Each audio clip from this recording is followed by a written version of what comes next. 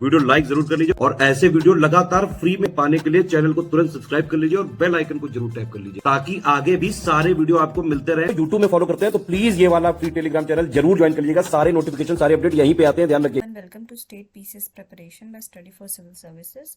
हमने पिछले सेशन में economic life of later Vedic period of Aryans discuss किया था। उसमें हमने देखा था कि क्या क्या चेंजेस आए, एग्रीकल्चर का इम्पोर्टेंस कैसे बढ़ा और क्यों बढ़ा।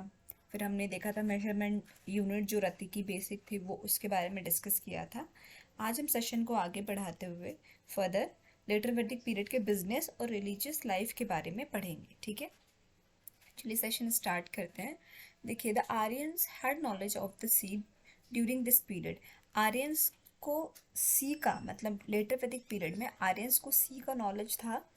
तो वेस्टर्न और eastern seas are describe in the literature of this period. इसका मतलब ये है कि वेस्टर्न और ईस्टर्न सीज दोनों ही डिस्क्राइब हैं आपके उस लिटरेचर में। तो ये प्रूफ है कि आर्यंस को सी का नॉलेज था अच्छा खासा। बट भले उनके पास सी का नॉलेज था, ट्रेड सिस्टम अभी तक बार्टर सिस्टम ही था। ठीक है, बार्टर सिस्टम में क्या होता है कि गुड्स के बदले गुड्स ही दिया जाता है। अगर बहुत सिंपल लैंग्वेज में मैं कहूँ तो किसी वस्तु के बदले वस्तु का आयात निर्यात, उसी को बार्टर सिस्टम बोलते हैं। जैसे कि कुछ सामान लेना है तो ज़रूरी नहीं है आप पैसे दें, आप कुछ उसके बदले दूसरा सामान दे सकते हैं। ठीक है, जो कि इक्वल वैल्यू का लगभग हो उस टाइम पे, तो उसको हम बार्टर सिस्टम बोलते हैं। तो ट्रेड क्या था लेटर वैदिक पीरियड में? ट्रेड अभी तक बार्टर सिस्टम के ऊपर ही बेस्ड था। ठीक है, कोई पैसे का इसमें बहुत ज़्यादा रोल नहीं दिखाया गया है। ठीक, अब आ जाते हैं रिलीजियस लाइफ पे। रिलीजियस लाइफ में जो है कुछ बड़े बड़े चेंजेस आए। ठीक है, सबसे बड़े कि इम्पोर्टेंस ऑफ गॉड जो है, change in importance of God. ठीक है, तो गॉड क्या था? पहले हम बहुत मेजर एक पशुपति शिवा को जानते थे, विष्णु का कार्नेशन जानते थे। ठीक है, कि मतलब विष्णु को हम ये जानते थे कि उन्होंने अपने पैरों से मतलब पूरी धरती को नापा था। इस तरीके से हम विष्णु का उल्लेख करते हैं। बट अब क्या है? Prajapati, the God of creation, God the highest position. पहले क्या था? आपका प्री वेदिक में या फिर हम कह सकते हैं ऋग्वेदिक में क्या था? इंद्र को सबसे ज़्यादा हाईएस्ट पोजीशन दी गई थी। ठीक है न, जो आपका गॉड हैं सारे के सारे, उसमें ऋग्वेदिक पीरियड में इंद्र को सबसे ज़्यादा इम्पोर्टेंस पोजीशन दी गई थी, इम्पोर्टेंट पोजीशन। उनके लिए 250 हाइम भी हैं और उसके बाद अग्निका तथा आपका उनके लिए 200 हैं। बट इसमें क्या है लेटर वैदिक में? क्या है कि लेटर वैदिक में आपके प्रजापति को, प्रजापति देखिए, the God of creation God the highest position in the period. Prajapati को हाईएस्ट पोजीशन दी गई। दे इंक्लूडेड टू प्रेसिडर्स। ठीक है, प्रेसिडिसर्स, इनके दो प्रेसिडिसर्स कौन से थे, या इनके दो हम कह सकते हैं कि आगे जो इनको प्रिसीड किया जिन्होंने, वो कौन है? विश्वकर्मा और Hiranyagarbha. Rudra and Vishnu are the two major deities of this period. देखिए, रुद्र वही हो गया और विष्णु भी वही हैं, ये भी दो मेजर डिटीज थे इस पीरियड के। But Prajapati the God of creation को हाईएस्ट पोजीशन दे दी गई। इनके दो जो प्रेसिडर थे, ठीक है, एक तरीके से जो आगे इनको कंटिन्यू करते हैं, उनका नाम क्या क्या था? विश्वकर्मा और हिरण्यगर्भा। ठीक है, in this period Varun was the God of water, Pushan became the God of Shudras. ठीक है, वरुण गॉड ऑफ वाटर पहले भी थे। ठीक है, और Pushan became the God of शूद्र। तो शूद्र के गॉड कौन बने? पूषण।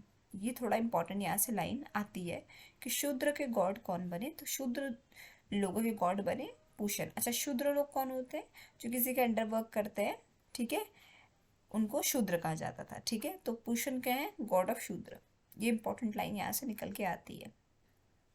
ठीक, सेकंड पे आते हैं, changes in the method of worship. ठीक है, recitation continues as before but the importance of yajna became more important.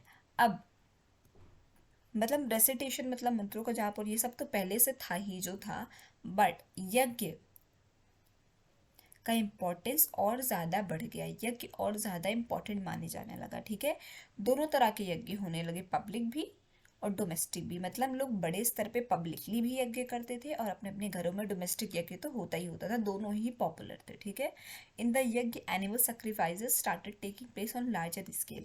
अब क्या था कि बहुत ज़्यादा बड़े पैमाने पे अब क्या एनिमल का सेक्रीफाइस, बलि की प्रथा जो है स्टार्ट हो गई थी, ठीक है। द गेस्ट वेर कॉल्ड गोधस because they were fed beef, ठीक है। जो गेस्ट होते थे उनको गोधंस कहते थे, क्योंकि वो बीफ को फेड करते थे, मतलब खिलाते थे, ठीक है। The guest mantras were read along with karma in यज्ञ। The one who perform the यज्ञ इज कॉल्ड यजामन, ठीक है। जो यज्ञ परफॉर्म करते थे उनको क्या बोलते थे, उस प्रीस्ट या फिर उस आदमी को क्या बोलते थे, यजामन। दीस यजनास were created, adopted and expanded by priest who were called Brahmins.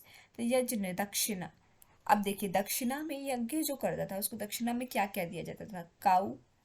पहले भी देखिए काऊ को बहुत बड़ा एसेट माना गया, मेड दिए जाते थे, गोल्ड दिया जाता था, क्लोथ, हॉर्सेस, ये सारी चीज़ें दी जाती थी। It is said that a priest who perform राजसूय यज्ञ use to get 24,000 cow.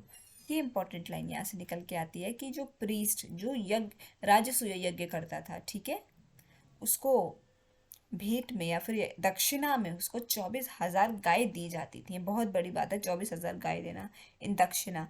But there was no practice of giving land in dakshina, ठीक है। काऊ दिया जाता था पर देखिए जमीन देने का कोई भी प्रावधान तब नहीं देखा गया, ठीक है।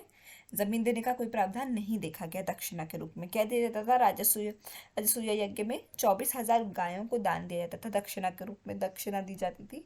बट कभी लैंड नहीं दिया गया, कोई ज़मीन नहीं दी गई, ठीक है। तो हमने क्या देखा है, गॉड चेंज हुए। जैसे पहले इंद्र गॉड ऑफ वार भी माने जाते थे और सबसे बड़े उन्हीं का पोजीशन था ऋग्वैदिक में, लेकिन अब प्रजापति का था और रुद्र और विष्णु तो मेजर डिटीज थे ही। फिर वरुण आपके गॉड ऑफ वाटर थे, पूषण आपके शूद्र गॉड ऑफ शूद्र थे, ठीक है।